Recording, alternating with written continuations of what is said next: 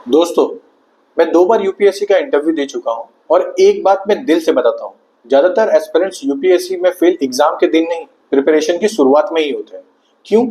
क्योंकि उन्हें लगता है कि यूपीएससी में सिलेक्शन लेने का मतलब है ज़्यादा बुक कलेक्ट करना, ज़्यादा कोर्स खरीदना, उसी के साथ में बहुत ज़्यादा पढ़ना। लेकिन रियलिटी ये है कि यूपीएससी का एग्जाम क्लियर करने के लिए रट्टा नहीं, आपकी समझ ज़्यादा काम आती है।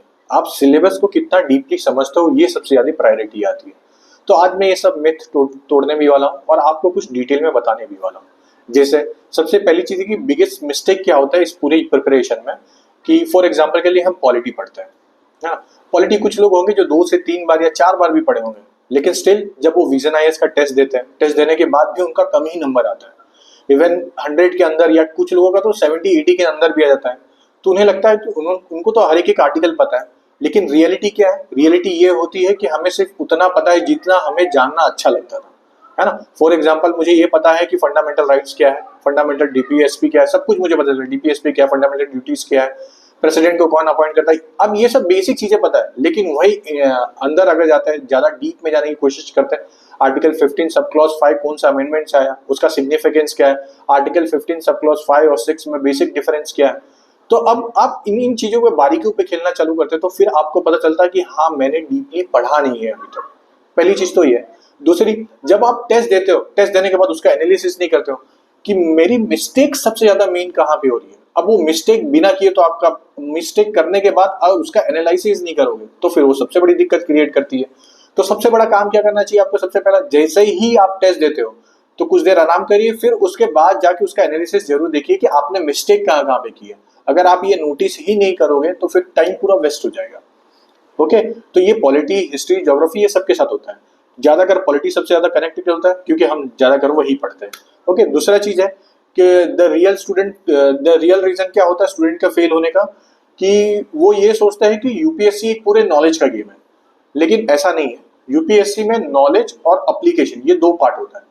नॉलेज हर एक के पास होगा, ऐसा कोई नहीं है जिसके पास नॉलेज नहीं होगा, लेकिन अप्लीकेशन बहुत कम लोगों के पास होगा। आपको अपना नॉलेज अप्लाई करने आना चाहिए। तो यूपीएससी अगर क्लियर करना है, as a civil service examination clear करना है, तो आपको अपना नॉलेज अप्लाई करने आना चाहिए। अब ये कैसे होगा सर? तो सिंपल सी चीज है, जब आप कोई चीजें पढ़ते हो तो उसको उस तरीके से पढ़िए कि मुझे समझ रहे हैं। फॉर एग्जाम्पल के लिए मैं एक एग्जाम्पल देता हूँ। एक है कोऑपरेटिव, एक है कन्फ्लिक्ट, और दूसरा क्या होता है हमारा? कंपटीशन। अभी 3 वर्ड है, तीनों वर्ड हमारे सोसाइटी के हैं। अभी तीनों वर्ड के बीच में आपको डिफरेंस तब पता चलेगा जब आप तीनों को एक डिटेल में पढ़ोगे। तो फिर आपका कॉन्सेप्ट क्लियर होना चालू होगा, ना कि मैं सिर्फ ऊपर ऊपर, हाँ कंपटीशन मतलब 2 लोग कर रहे हैं, कन्फ्लिक्ट मतलब 2 लोग के बीच में झगड़ा हो गया, कॉपरेशन मतलब दोनों लोग साथ में मिलकर कर रहे हैं। ये चीज नहीं होती ना। आप इसको डीप में जितना पढ़ोगे उतनी ज्यादा आपकी कॉन्सेप्ट क्लियर हो गए, और वही कॉन्सेप्ट आपको मदद करते हैं आपके मेंस में भी और प्रीलिम्स में भी। 10 बुक खरीद के लाके पढ़ने से अच्छा है एक ही बुक को बहुत अच्छे से पढ़ना। अब कौन सी बुक को बहुत अच्छे से पढ़ना? तो मल्टीपल सोर्स मत बनाइए। सबसे पहली तो सबसे जो जरूरी बात है कि एनसीईआरटी अपने पास एनसीईआरटी रखिए, उस एनसीईआरटी की प्रायोरिटी पे रखिए और उसी एनसीईआरटी को बार बार समझ के लीजिए। क्यों? क्योंकि एनसीईआरटी में बहुत इजी लैंग्वेज में समझाया जाता है आपको। और उसी के साथ में कोई एक स्टैटिक बुक रख लीजिए। बहुत सारे लोगों को आपको बहुत सारी बुक लगती होगी, कि जैसे कि फॉर एग्जांपल हिस्ट्री के लिए स्पेक्ट्रम हो जाती है, तो वो कर लीजिए। ऐसी बहुत सी सारी बुक है, मैं बताना नहीं चाहता, ऑलरेडी वो सब पता ही रहेगा। लेकिन यहाँ पे प्रायोरिटी ये होती है कि जब भी आप कोई बुक पढ़ना स्टार्ट करते हो तो उसके पहले ये कोशिश करिए कि मैं पीवाईक्यू लगा लूं। पीवाईक्यू लगाने के बाद उस बुक पे जाइए, फिर पीवाईक्यू लगाइए, फिर टेस्ट लगाइए, फिर पता लगाइए डिफरेंस क्या है। देखिए, एक चीज तो आपको समझना पड़ेगा, पीवाईक्यू करने से सिर्फ आपको ये पता चलता है कि आपको पढ़ना कितना है, टेस्ट देने से आपको ये पता चलता है कि आपकी मिस्टेक कहाँ कहाँ पे और किस तरीके से और पढ़ना है।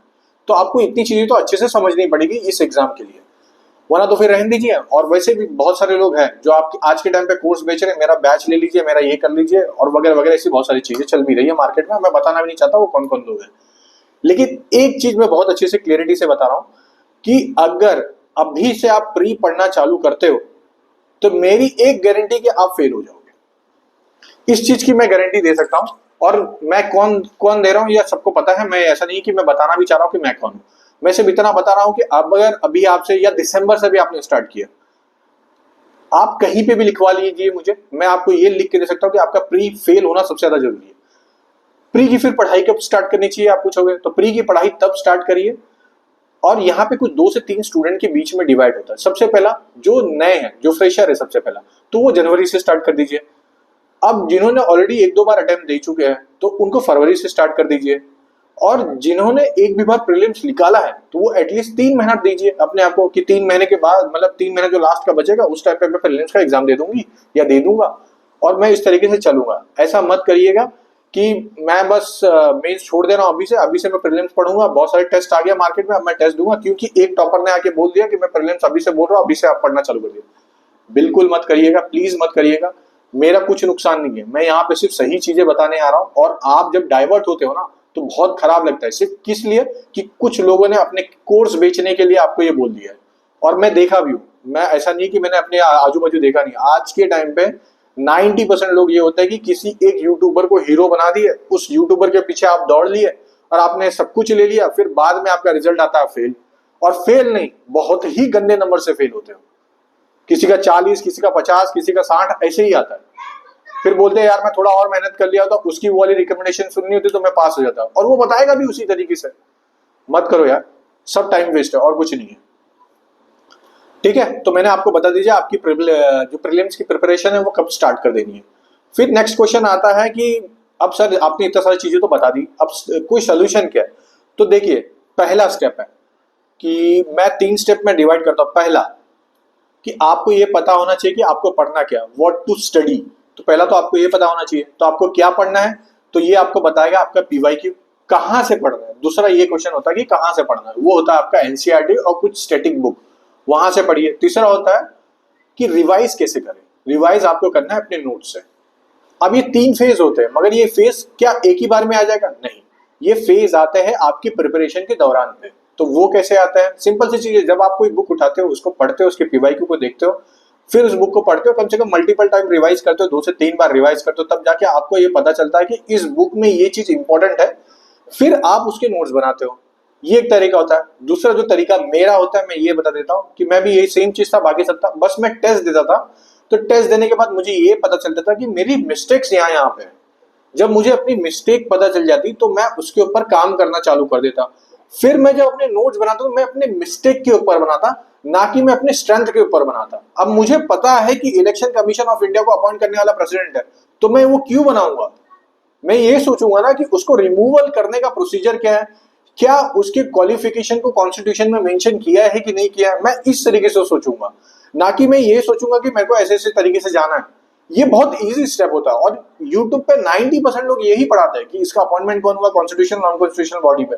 भाई यूपीएससी ने पूछना बंद कर दिया, इवन पीसीएस वालों ने पूछना बंद कर दिया, तो क्यों अपना टाइम इस फालतू चीजों में गवा रहे हो। डेप्थ को समझिए, एग्जाम की डेप्थ को समझिए, आप कहाँ पे स्टैंड करते हो। ओके, अब बात है कि कोर्सेज। देखिए आज के टाइम पे ना हर कोई कोर्स बेच रहा है, मैं भी बेच दूंगा आपके सामने, लेकिन क्या उसका कोई वैल्यू निकलता है, बिल्कुल नहीं निकलता है।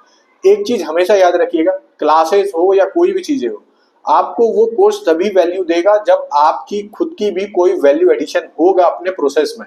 अगर आपने कोई वैल्यू एडिशन दिया ही नहीं अपने एजुकेशन के प्रोसेस में तो उसका कोई मतलब भी नहीं निकलेगा। तो यहाँ पे आप अपनी प्रायोरिटी जरूर रखिएगा कि मुझे इन स्टेप को कवर करना है। मैंने अभी जैसे बता दिया आपको प्रीलिम्स कैसे करना है, और मैंने ये भी बता दिया कि कैसे कोई आदमी जो जीरो से स्टार्ट कर रहा है, जिसको कुछ नहीं पता, उसको भी प्रिपरेशन का प्रीलिम्स की स्टार्ट करनी है और मेंस की कैसे करनी है। मुझसे अभी पूछोगे तो दिसंबर तक जो नए नए बच्चे हैं, जो जितने कैटेगरी में बताया, उनको प्रिपरेशन उस हिसाब से करते रहनी है।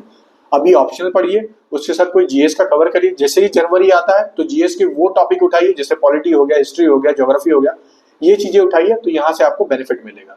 बिना मतलब के अननेसेसरी हर जगह मत दौड़िए, क्योंकि मैंने भी यूट्यूब पे कुछ देर पहले देखा, एक टॉपर ने आके बोल दिया दिसंबर की 1 तारीख से अगर आपको प्रीलिम्स निकालना है तो पढ़िए।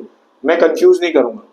अब मैंने चाहता हूँ, मुझे नहीं पता कि वो कितना सच बोल रहे हैं कितना झूठ बोल रहे हैं, लेकिन मुझे एक चीज ये पता है कि अगर 1 दिसंबर से आप चालू करोगे तो आपके फेल होने का चांसेस सबसे ज्यादा हाई होगा, और आप फेल भी होगे, फिर जाके उस मालूम नहीं उन सर को आप कहाँ कहाँ पे जाके क्या क्या चीजें मारोगे, या कुछ कुछ लोग तो गाली भी दे देते हैं। लेकिन ये चीजें मेरी नोट डाउन कर लेना, अगर जनवरी से स्टार्ट करते हो तो पास होने के चांसेस बढ़ेंगे, दिसंबर से स्टार्ट करते हो तो फेल होने के चांसेस की गारंटी मैं देता हूँ।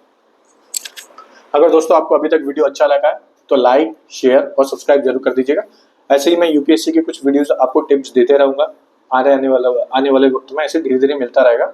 ठीक है, चलिए दोस्तों, जय हिंद।